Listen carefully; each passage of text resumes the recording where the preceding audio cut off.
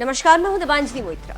BJP दक्षिण पंथ party और ये दक्षिण पंथी राजनीति करते हैं जहां पर एक ही कौम की बात की जाती, लेकिन राजनीति में और भारत में दक्षिण पंथ की बात करने वाले पार्टी बीजेपी कभी कभी बेमन से ही सही लेकिन इस भ्रम को तोड़ने की कोशिश करती।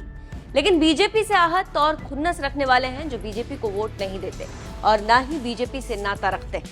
लेकिन इस बार केरल से बीजेपी ने एक मुस्लिम उम्मीदवार को टिकट दिया, लेकिन क्या उनको मुस्लिम पसंद कर रहे हैं? देखिए रिपोर्ट।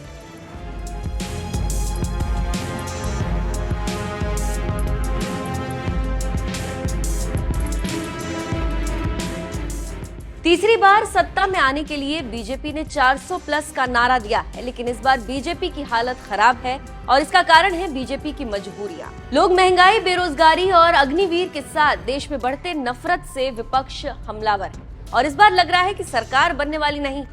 सारे सर्वे कह रहे हैं कि इस बार बीजेपी को 210 से 220 लोकसभा सीटें मिलने वाली और मोदी के नाम पर विपक्ष सहमत नहीं होगा।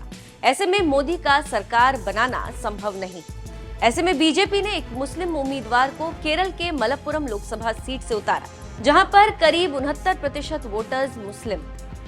लेकिन अब्दुल समद की माने तो बीजेपी से टिकट मिलने से मुसलमान नफरत कर रहे हैं। समद की माने तो ईद की नमाज के बाद मैं मस्जिद से बाहर आया और लोगों को ईद की मुबारकबाद दी। तभी 60 साल के एक बुजुर्ग ने मुझे अपमानित किया और आसपास के लोग खामोश खड़े रहे। मुझे बहुत बुरा लगा और मैं समझ गया कि बीजेपी से चुनाव लड़ने की वजह से ऐसा हुआ। इससे आप समझ सकते हैं कि कैसे बीजेपी से टिकट मिलने पर मुसलमान एक मुसलमान से नफरत कर रहा है। जानकारी देते चले कि मलप्पुरम से बीजेपी के उम्मीदवार अब्दुल समद शिक्षाविद हैं और कालीकट विश्वविद्यालय के अब्दुल सलाम पूर्व कुलपति। सलाम पीएम मोदी के बड़े प्रशंसक। वो अपने भाषणों में एनडीए सरकार की विकास परियोजनाओं की बातें करते हैं, लेकिन इन सबके बावजूद बीजेपी की केरल में हवा नहीं है और मुस्लिम बहुल सीट पर बीजेपी रेंगती हुई नजर आ रही। वैसे अगर आंकड़ों की बात करें तो देश दक्षिण भारत और उत्तर भारत में बंट गया और सर्वे कह रहे हैं कि इस बार बीजेपी दक्षिण भारत में गोल है और उत्तर भारत में विपक्ष काफी टक्कर दे रहा है। तो कुल मिलाकर कहा जा सकता है कि दक्षिण भारत में बीजेपी की हालत पतली है और उत्तर भारत में दम के साथ लड़ रही।